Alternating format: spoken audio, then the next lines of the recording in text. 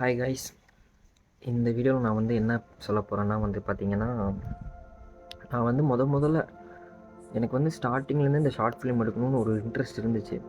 But எப்படி என்ன பண்ண போகிறோம் அப்படிலாம் எனக்கு பெருசாக இது ஐடியாவே இல்லை.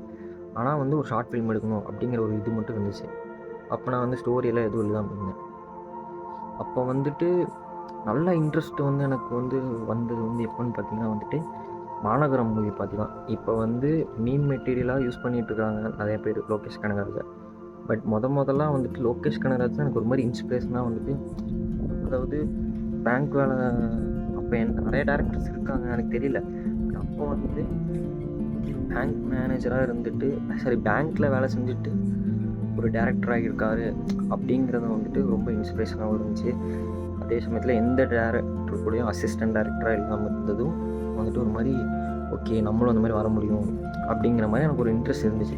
அப்போ நான் டேரக்டர் ஆகணும் என்னங்கிறதெல்லாம் எனக்கு தெரியல. இப்போது நான் ஆகணுங்கிறதே எனக்கு தெரியல. பட் நான் சொல்கிறேன் என்னென்னா இப்போது அந்த மாதிரி மீம் மெட்டீரியலாக யூஸ் பண்ணுற லோகேஷ் கனகராஜன் நானுமே ஒரு சில மீம் லோகேஷ் கனகராஜ் மீம் அவரோட மீம் நான் லைக் பண்ணியிருக்கேன். பட் இது ரொம்ப கொஞ்சம் இதாக தான் இருக்குது. பட் நான் என்ன சொல்ல வரேன்னா, மாநகரம் மூவியை பார்த்து தான் இன்ஸ்பயர் ஆகி நிறையா ஷார்ட் ஃபிலிம் எடுக்கணும் அப்படின்னு ஒரு இதோட.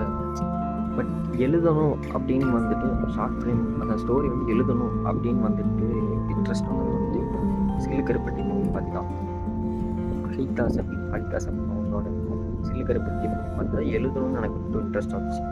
அதுக்கப்புறம் அப்படியே நிறைய சினிமா பார்த்தே தான் இருந்தேன். அப்புறம் இந்த இன்டூ த வைல்டுன்னு ஒரு ஹாலிவுட் படம் அது பார்த்தேன். அது ஒரு மாதிரி வேறு மாதிரி ஃபீல் கொடுத்துச்சு. சரி, அந்த மாதிரி ஏதாவது தமிழ் சினிமாவில் இருக்கான்னு பார்த்தா இருக்குது. ராமோட படமெல்லாம் கொஞ்சம் அந்த மாதிரி தான் இருக்கும். டேரக்டர் ராம் அவரோட படமெல்லாம் கொஞ்சம் பார்த்தேன். அப்புறம் அப்படியே பார்த்தா மிஸ்கின்லாம் அவரோட படமெல்லாம் ஃபஸ்ட்டு அவரோட இன்டர்வியூ தான் நிறையா பார்த்துருக்கேன். அதெல்லாம் சில பார்க்கும்போது நம்ம இந்த ரீல்ஸில் பார்க்கும்போது இந்த ஜஸ்ட்டு ஃபன்னியாக அந்த மாதிரி தான் பார்த்துருக்கேன். பட் அவர் ஒரு பெரிய லெஜெண்டுங்கிறதே எனக்கு அதுக்கப்புறம் தான் தெரிஞ்சுது. அவரோட படமெல்லாம் பார்த்ததுக்கப்புறம் தான் சரி என்ன மாதிரி படம் தான் அது அப்படிங்கிற மாதிரி இருந்துச்சு. அதுக்கப்புறம் மிஸ்கின் அவரோடது, ராம், அப்புறம் அப்படியே அதுக்கப்புறம் இந்த மாதிரி வெற்றிமாறன் அப்படி படமெல்லாம் பார்க்க ஆரம்பிச்சதுக்கப்புறம் அந்த சினிமா பார்க்குற ஸ்டைலே மாறிடுச்சு. அப்போ இருக்கிற மாதிரி இல்லை. அதுக்கப்புறம் திருப்பியும் சில மூவியெல்லாம் ரீவாச் பண்ணும்போது அவரோட ஃபீல்லாம் வேறு மாதிரி இருந்துச்சு. இன்னும் அப்போது புரியலையா இல்லை இப்போ பார்க்கும்போது புரியுதா என்னன்னு புரியல. பட் இப்போது நல்லாயிருக்கு. அந்த சில மூவிஸ்லாம் பார்க்கும்போது ரொம்ப நல்லா இருக்குது.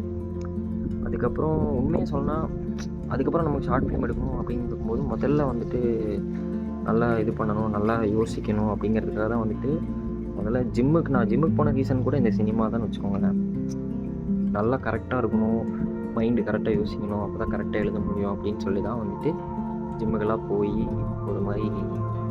அதுக்கப்புறம் தான் இந்த 24 இயர்ஸு மணக்குமரல் 24 இயர்ஸ்லேயே ஒரு இது இருக்கும். ஃபோனை பற்றி நான் சொல்லியிருப்பேன். மணக்குமரல் இருக்கும், அதுலேயும் ஒரு விஷயம் சொல்லியிருப்பேன். அப்புறம் தலை ஷார்ட் ஃபிலிம் அது ஒரு மாதிரி. அதுக்கப்புறம் இப்போ இருக்கிற ஷார்ட் ஃபிலிம் அதே தான், ஒரு விஷயத்தோடு தான் வருவேன். அதுலேயும் ஒரு விஷயம் இருக்கும், நீங்களே பார்த்து தெரிஞ்சுக்கோங்க. ஓகே கைஸ், பாய்.